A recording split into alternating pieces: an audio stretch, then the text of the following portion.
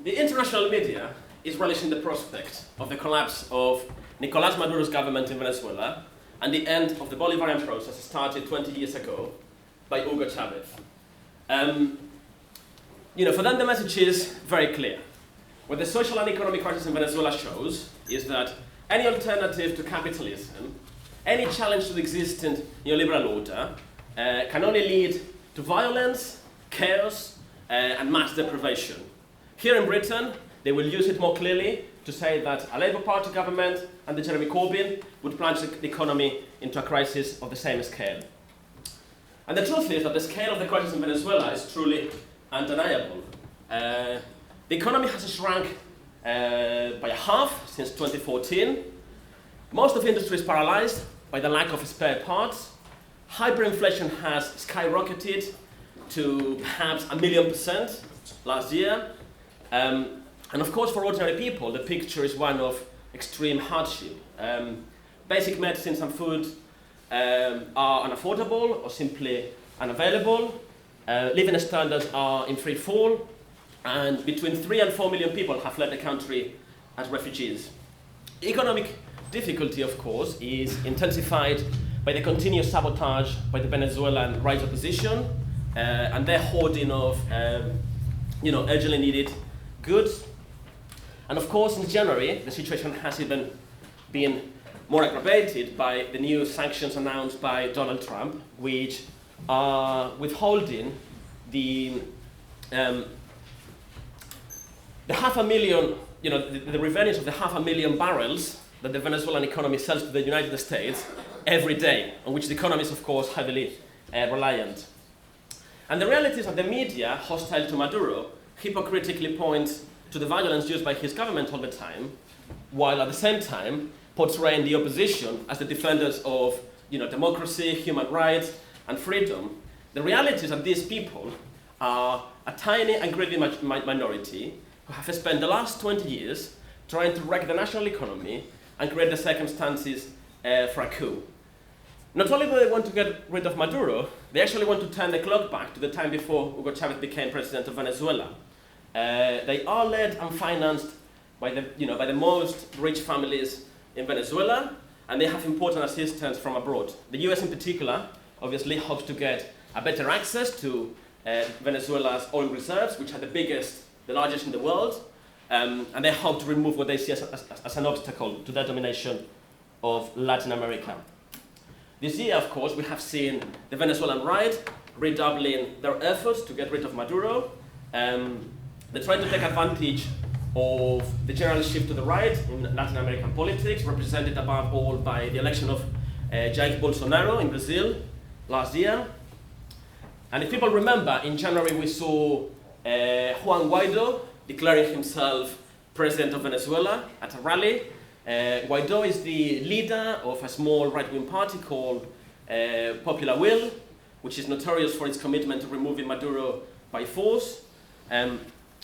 His self-appointment was really a calculated move that within a few hours had gathered support from the US, from Canada, from the European Union, Britain, the Organization of Latin American States, but in the end failed to produce the desired outcome.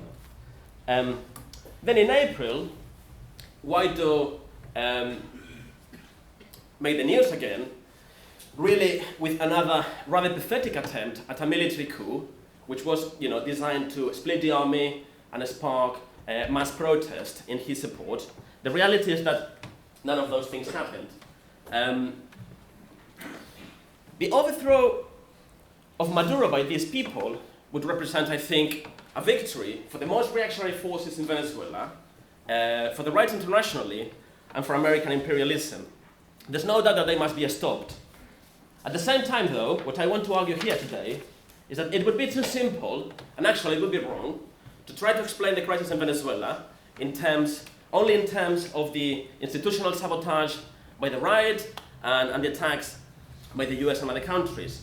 The roots of the crisis, I think, have to be located within the project led by Maduro and Chavez before him. Our argument in the Socialist Workers' Party has always been that the problem with Venezuela is not too much socialism, as the media would argue, but actually too little. And I think for the youngest people in the room, it may not be obvious why Venezuela, only 15 years ago, was a beacon of hope, really, for anti-capitalists across the planet. A central battleground, really, in the struggle against neoliberalism, a place where we saw massive progress, mass mobilization, and really a place that caught the imagination of people wanting to change the world everywhere.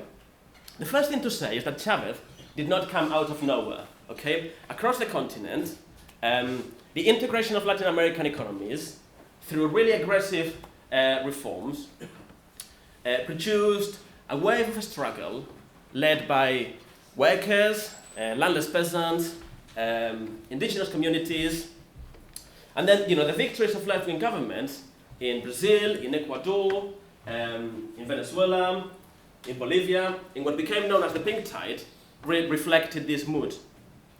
Now, those seeking to erase 20 years of Chavismo hark back to a supposedly stable and successful free market economy before Chavez came to power. This may be how their class remember things. The reality is that the majority of Venezuelans will have very different memories from those times. Just to give you, a glimpse of it, by the end of the 90s, living standards in Venezuela had plummeted, below of those in the 50s. And the reality is that the Venezuelan economy and Venezuelan politics have been dominated for decades by two right-wing parties who divided up the spoils of the oil bonanza among themselves, while the majority of the population only got the crumbs, really. So the first turning point in Venezuela was the Caracas event. At the end of the 80s, when the oil boom came to an end, the government at the time, led by Carlos Andres Perez, tried to reform the economy along neoliberal lines and announced really draconian austerity and price rises for the poor, while at the same time announcing liberalization and tax cuts for the rich. And this was the last straw for the poor, who left all the shanty towns around Caracas and poured down into the streets, and really, started protests, riots, occupations, and so on. Now, the government of Carlos Andres Perez responded to this by sending the army in. There was brutal repression, and it is estimated that something like 3,000 people were massacred on the day. Pretty much, I think, the way in which their heirs today would act if they were back in power. Nevertheless, the Caracas showed to the Venezuelan poor that collective resistance was possible to neoliberalism. And this is when Hugo Chavez first entered the stage of history. As a military officer, really, with left leanings. Later on, he recalled that after the Caracas, members of his regiment realized that we had passed the point of no return, and we had to take up arms because we couldn't continue defending a murderous government. So Chavez in 1992 attempted a coup against the neoliberal government, which failed, but famously, before going to jail, he made a TV appearance in which he said that the goals of the coup had been defeated for now, for the moment. And these words resonated with ordinary Venezuelans for years, really, so that by the time Chavez left prison, he had become incredibly popular. And when he first stood for election, in 1998, he won by a landslide. 56% of the vote, a clear rejection of the old corrupt Venezuelan elite. Now, as with all the other pink tide governments, and there will be a meeting about them tomorrow in the evening that people should go to, I think the relationship between Chavez and the social movements around him and how they shaped one another, I think are the key to understanding the trajectory of these governments. Because the reality is that the first Chavez government was not particularly radical. It combined reforms, nationalizations, with a nationalist rhetoric. Nevertheless, their aims were radical enough to worry the rich in Venezuela, particularly when a new constitution was approved in a referendum and Chavez unveiled his plans to use some of the wealth that the oil industry produced to improve the lives of the majority. And the radicalization of the Bolivarian process that you see in the next few years was really driven by the mass movements that emerged in those years to defend these reforms as the Venezuelan elite once and again tried to topple Chavez. In particular, there were three key battles. First of all, the attempted coup in April 2002, which was stopped by the resistance of the Venezuelan poor. 1 million people surrounded the Miraflores presidential palace when Chavez was arrested, and they announced that they were not going to move until Chavez was released. And effectively, within 48 hours, he was back in power. The events, by the way, are incredibly well told in the Irish documentary, The Revolution Will Not Be Televised. If you haven't seen it, do that tonight. It's an excellent documentary that really reflects the mood of the time. Then later in the same year, there was the forced shutdown of the oil industry by the bosses and the corrupt trade union bureaucrats, which lasted 3 months with really, really devastating consequences for the economy, but eventually again was stopped by the activity of rank and file oil workers. And finally, in 2004, there was the recall referendum called by the right, which Chavez won among mass mobilization. Really, I think these were the high points of the Bolivarian process, where the working class fought the right and they acquired an incredibly high class consciousness. It wasn't anymore a government acting on behalf of the poor. There was a sense really that the poor had become the conscious agent of history, and they were making their own history. This is the phase when Chavez spoke of building socialism in the 21st century in 2005, and really when the most ambitious social programs were implemented. All wealth was, of course, channeled into education, into health, into housing. Illiteracy was virtually eradicated. Rates of extreme poverty and infant mortality, you can see the figures there, were reduced substantially. It was also the time of the creation of new forms of mass participation and popular power. You can see this in the emergence of communal councils, independent working class organizations, debates about workers' control in industry, in the steel plants and other places, and of course, most famously, the missions, which effectively were grassroots social welfare programs taking health, education, and so on to places where people didn't have access to state services. Unfortunately, this period was also the time when all the contradictions of Chavismo became visible. And I think a first glimpse of this came with the 2002 coup and the intervention by the masses to save Chavez. Because what Chavez did next was not to try to mobilize that support, that power, against the right. He sent everybody home and he negotiated with his enemies behind closed doors. You could see really that for the Bolivarian government, the role of the masses was a supportive one, not the one of protagonists. And again, this attitude to the mass Chavista base can also be seen in what happened to all the grassroots organizations that sprang up in those years. All these structures never became really a mechanism for those at the bottom to exert control over their government. On the contrary, they were increasingly brought under control by the Bolivarian government, and used as a transmission belt from the top to send instructions and orders to the bottom. Most notably, this applies to the mass PSUU party, the ruling party, the United Socialist Party of Venezuela. Rather than build from below, its creation was announced by Chavez on his weekly TV program, and he called on everybody who wanted to defend and deepen the Bolivarian Revolution to join it. And actually, within 3 weeks, 6 million people did exactly that. You think about it, that's 12 times the size of the Labour Party and the Corbyn now. The problem is, of course, that the PSUV never became a party of mass participation and power from below. Along with the revolutionaries, you also had the bosses' organizations, like the Association of Patriotic Entrepreneurs.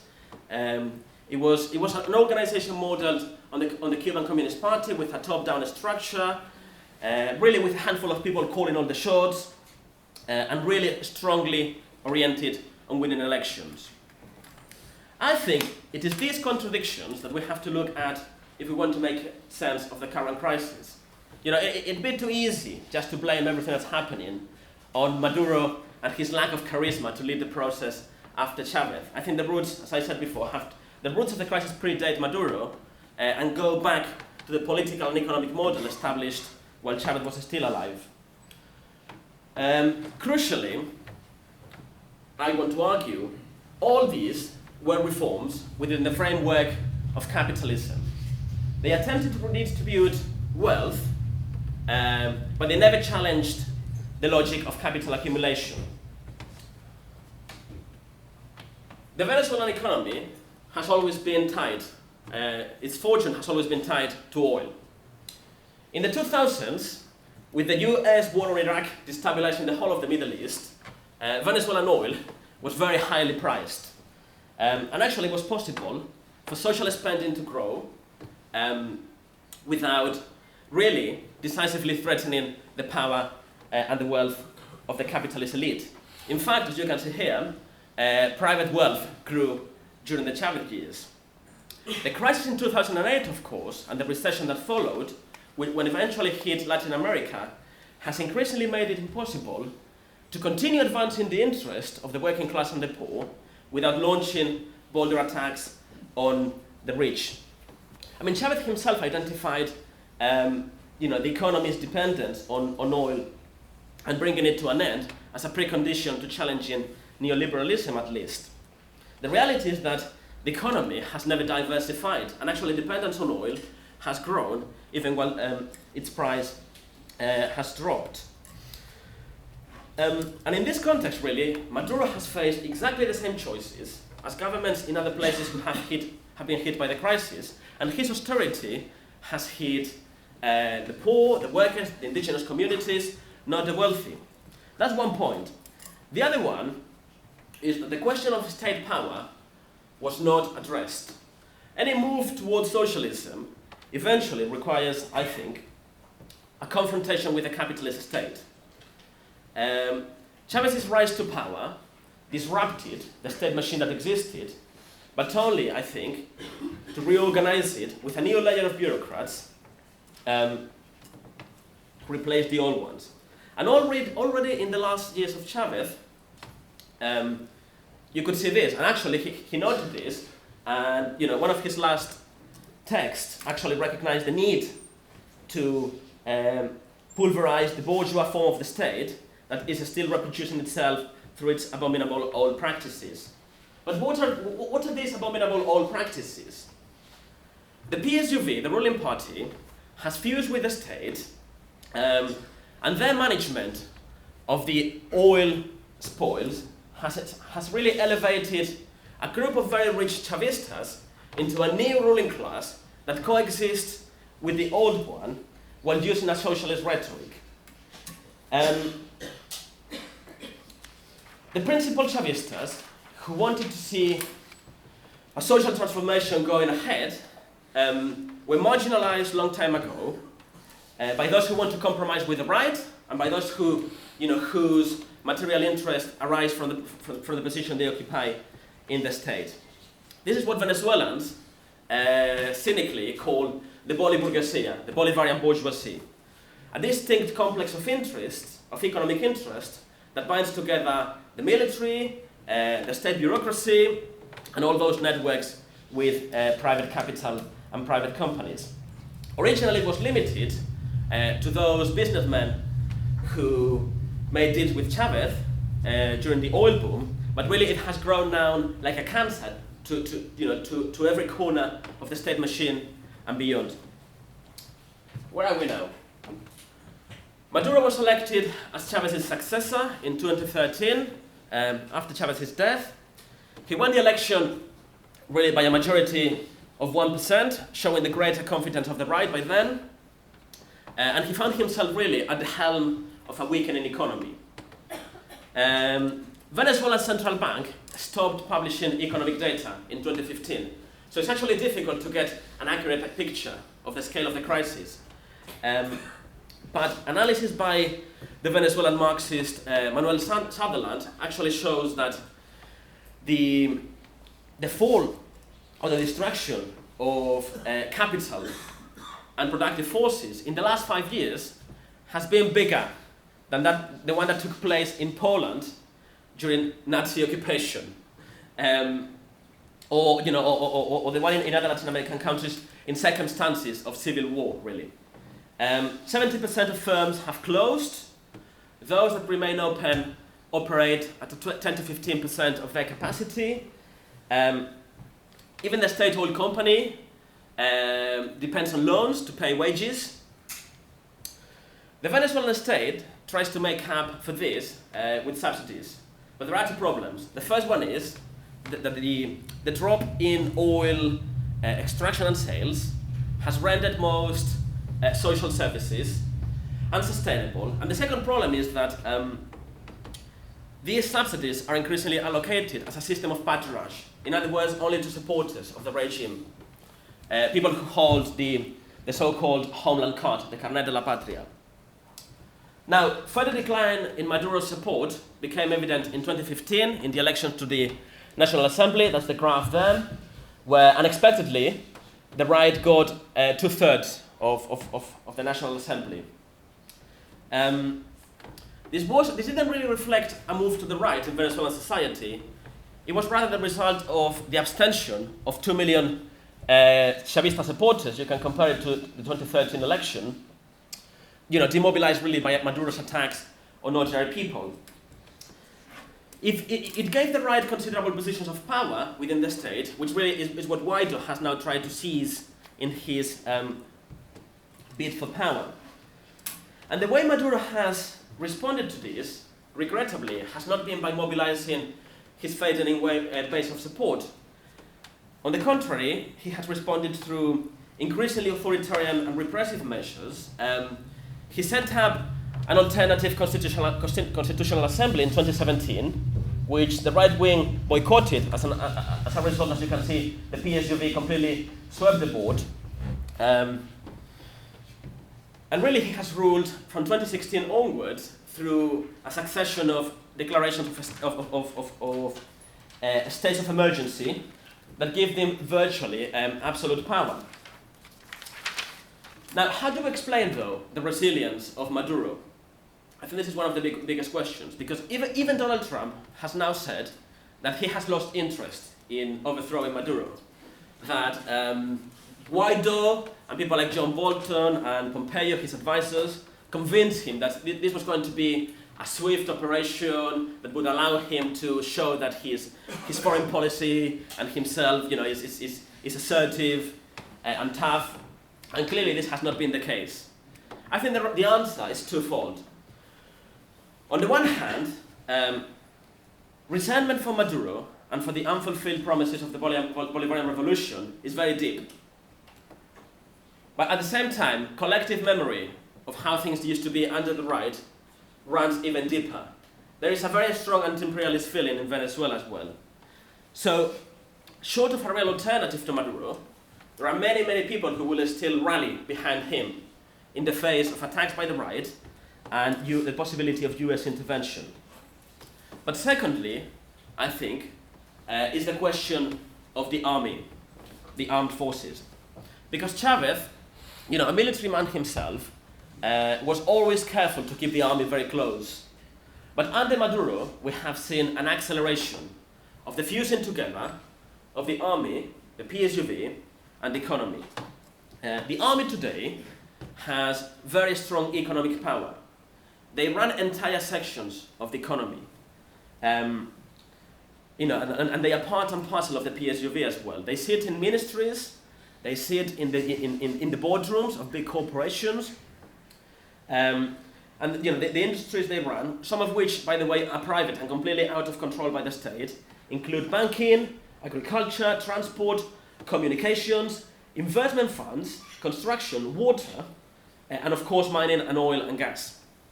Some in Venezuela actually have described this as a change of strategy from seeking support from the existing bosses to creating your own bosses who will support you. And of course the state repressive apparatus that Maduro controls has been incredibly strengthened as a result of this. This doesn't have anything to do, as some people have claimed, with a revolutionary army committed to defending socialism. Really, the economic interest that the high ranks of the army have in preserving the current state as it exists is what prevents them from rallying to the likes of Guaido and siding with sticking to Maduro. And it goes without saying that this repressive power could be unleashed against the left and against the workers, as well as against the right. And in fact, this is what has been happening increasingly in many places. At the same time, it also comes at the price of greater compromises with capital, both private and state. And the most telling example is the Arco Minero project. The Arco Minero project is the project to open up the Amazonian region in Venezuela, a territory of the same size as Portugal, to oil and natural mineral extraction in partnership with more than 150 transnational companies who will enjoy tax relief and will use the infrastructure at the expense of the state. Now, this is a project that had been ruled out in the past on the grounds that it was environmentally catastrophic, damaging to the indigenous communities. This time around, though, what Maduro did was to place the entire region under military control. He suspended constitutional guarantees, he repressed protest against it, and he expelled the indigenous communities there. To conclude, the standoff between the right opposition and Maduro appears now to have come to an impasse. This could change any time, of course. We know how capricious Trump is, and he could change his position on Venezuela any time. But at the moment, this is how things look like. Maduro can regain the reins of the economy, but the right opposition have failed once and again to galvanize support to remove Maduro, be it by election or by force. I think, as Marxists, we need to look beneath the surface. And I think when we do that, the picture that we see is that neither side, neither Maduro nor the occupation, are the real losers in this situation. The real losers are the majority of Venezuelan poor whose living conditions have plummeted in the last 5 years. At the same time as the rich in the state, the rich in the wealthy boroughs, and the rich abroad enjoy huge privileges.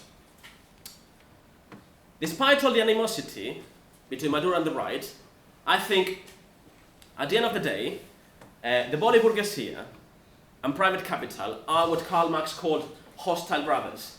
In other words, they compete, but they share an interest in preserving the capitalist system as it exists. This doesn't mean, by the way, that socialists should be indifferent to the outcome of this struggle. If the right regains power, they will unleash mass repression, and they will do everything they can to smash the confidence that the working class has built in the last 20 years, as well as the gains of the Bolivarian process. Obviously, they also have backing from powerful imperialist powers, and this means that they should be opposed, and Maduro should be given unconditional, but not uncritical support from socialists.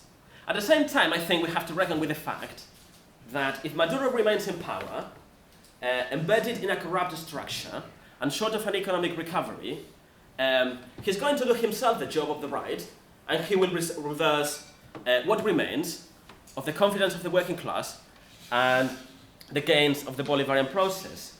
This is why I think we have to stand with those who have broken away from the PSUU or never joined it, and are trying to create a left pole of attraction which is neither aligned with Maduro nor with the right, and create an organization that is independent from the state and can put forward and fight for working class demands. These groups call, for example, for a move onto the offensive against the right, with greater state control of essential imports, price fixing, increased state production of basic products, and a real clamp down on corruption, embezzlement of state funds, hoarding and speculation, and so on. Of course, this runs against the interest of the wing of the ruling class that controls the state apparatus. So implementing this program would have to be combined with much higher levels of mass mobilization and class confrontation against the traditional right, but also the one that now operates within the state. In other words, it can only come from below, I think. But just to finish, I think, for us here in Britain, I think we have to be absolutely clear about something. The crisis in Venezuela is not, as some people have argued, the evidence of the failure of socialism. It is a warning of what happens when socialists are in office, but the rich and the ruling class are allowed to remain in power and in control of key sectors of society. And I'll leave it there.